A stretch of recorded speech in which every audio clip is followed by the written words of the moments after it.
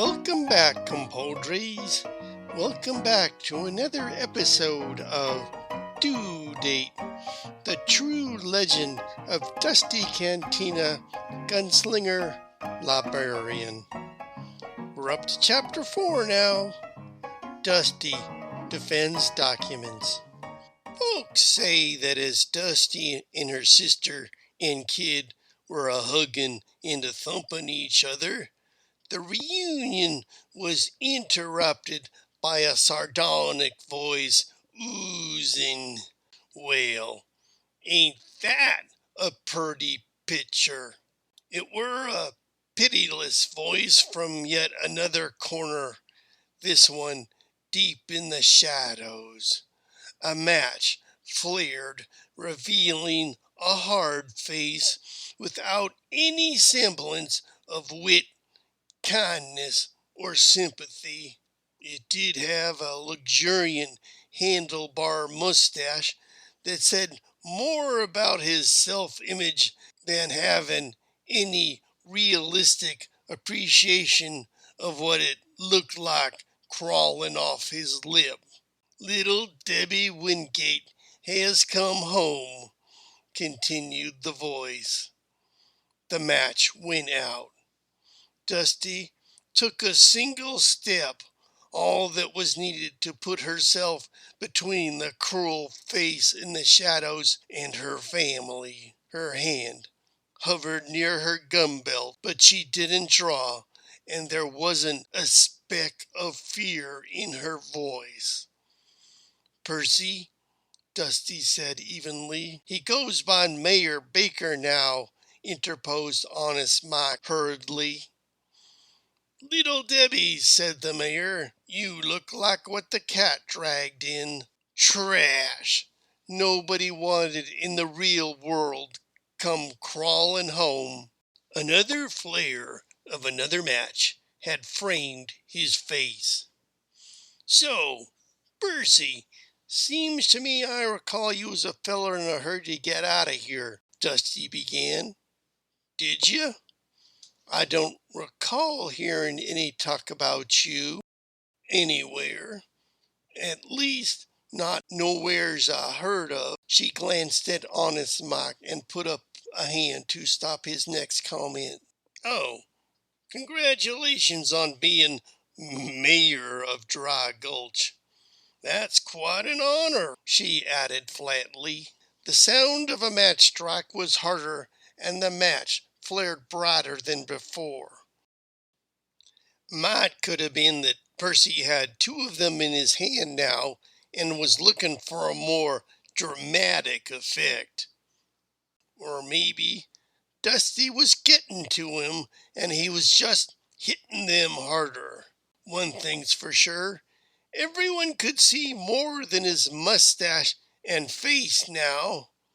Not necessarily a good thing, and they could see how on the table in front of him a pamphlet had been left to lie. It was folded, open, and facing down. Dusty saw the pamphlet at a glance, took it in, while Percy took to a jawing. "I decided to stay here and make something of myself here, unlike some folk who skedaddled out," said Percy, puffing out his chest like a red-tailed hawk newly fledged and proud of his feathers. "That sounds just downright peaceful. A man ought to know where he fits in the world," said Dusty judiciously. Another match gave its life to illuminate the mayor's face. Clearly someone had told him that lighting himself with matches from darkness when he spoke was intimidating, and despite its not working on Dusty, he felt compelled to continue with the affectation. "I can't help but to wonder what it is that brings you back to Dry Gulch, Debbie." "Go by Dusty now," said Dusty, "and I got me some unfinished business to tend to." Looking into unfinished business could get someone into a heap of trouble, less'n if she were invited, Debbie, the mayor countered. By this time, the smoke of the matches was giving the mayor a faint, albeit undeserved, halo. She goes by Dusty now, interposed Honest Mike in a helpful tone. Say, you want me to get you a lantern or a candle or something so you got a little more light there, Mayor? He was ignored as another match flared and the snide voice wheedled. Nobody likes a stranger poking around their business. Less'n she was invited, the mayor persisted. You got yourself an invitation, Debbie? Maybe something engraved with gold edges? Dusty looked at the pamphlet as the light guttered away as another burnt match joined its brethren on the floor. Go by Dusty now, she repeated. Say, is that there a government document you got there right close to that match of yours? Mayor Percy struck a new match. He seemed pleased that finally someone had commented on the pamphlet. He'd obviously been waiting for this moment. This here document, he said, and moves his match closer, as if to take a better look. Why, I do believe you're correct. The match went out. You know that defacing or destroying a government document is a federal offense, said Dusty evenly. Another match flared. Well, Debbie, I do recall your daddy saying those exact words before his accident, said Percy, as darkness fell about his face as the match went out. "'Tweren't no accident," muttered Medium Mama. "Now hush, Medium Mama," Percy barked from his darkness. There was a short curse at the sound of matches being fumbled about. Damn! Matches flared. "There, I done give you a place for you and your boy here. You hush now and get back to your book club and hosting duties like I pays you to." More burnt matches joined their ilk on the littered floor. He lit a new one, still convinced that it gave him the dramatic focus, saying, "Debbie, I'll tell you and your sister now the exact thing I told him then, and it won't cost you a thing. What I do with this here pamphlet is no concern of yours." He had to say that last part in a hurry because the match was running out and he wanted to get it all in before it went out. "Ephemera," Dusty said. "That government document of yours is called ephemera." "I beg your pardon," said a genuinely confused mayor as he fumbled for a match in the darkness. "Pa ordered them and Ma catalogued them," said Medium Mama stoutly. "Pamphlets like them is put in the ephemera collection."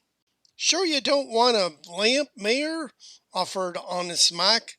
"I got an extra one I could bring over. No problem." "Oh, blessed Pete, Mike! These matches is a dramatic device to add a dimension of mystery and impending doom to the conversation. So, no, I don't need no confounded lamp." "You could turn it down real low if you like," persisted Mike. "No, I do not need a lantern."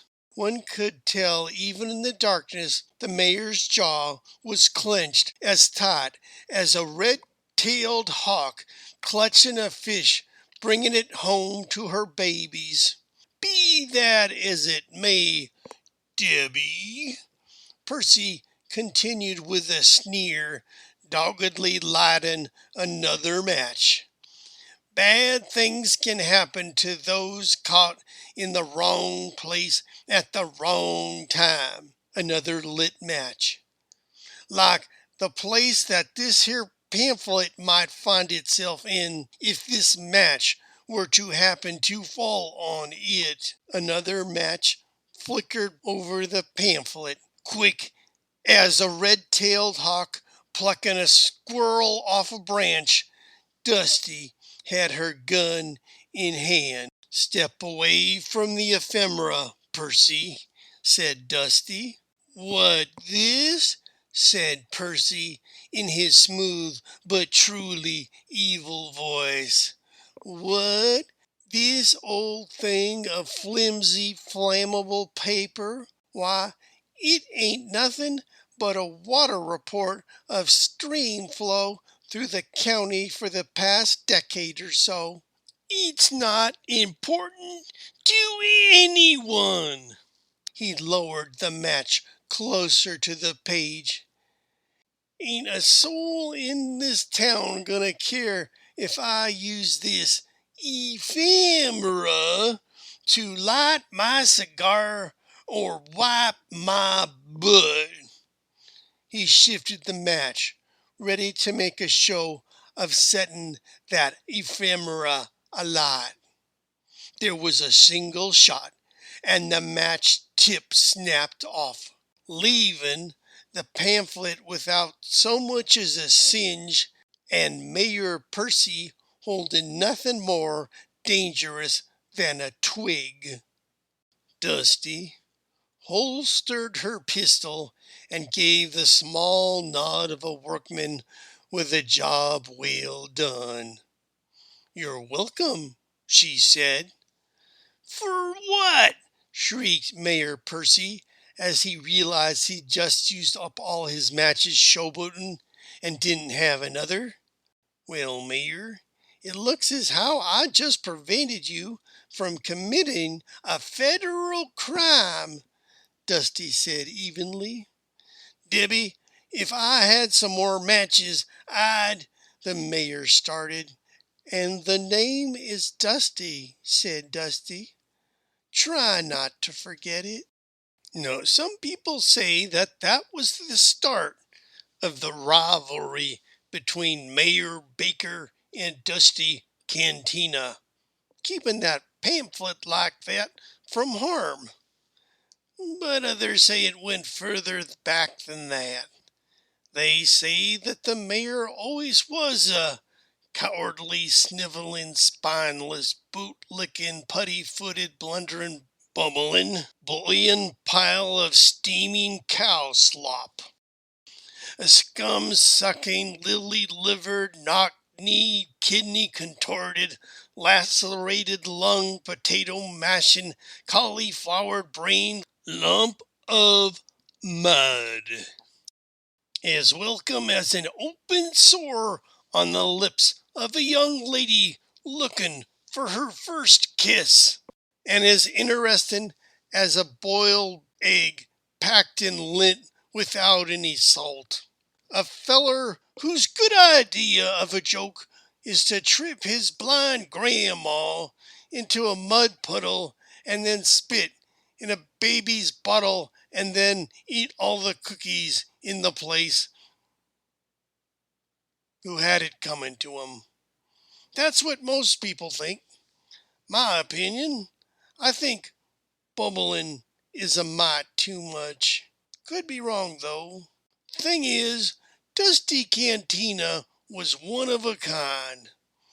Some would say it was just a government document, just a piece of ephemera. But don't you let Dusty hear that talk. Doesn't matter how many pages or what the cover was like. If it were library material, it had to come back to the library so someone else could have the use of it, and never mind the fines. Leastways, I never heard her say those exact words myself, mind you, but it sure does sound like something she would say. Well, that's it for this episode of Due Date, The True Legend of Dusty Cantina, Gunslinger, Librarian. This episode was written by Dan McLaughlin and Margaret Elin Schmidt. Read by Dan McLaughlin and produced by the fine folk at Totally Honest Productions. Thanks for listening. Be sure to like us where you hear us. And see you next time. Bye-bye.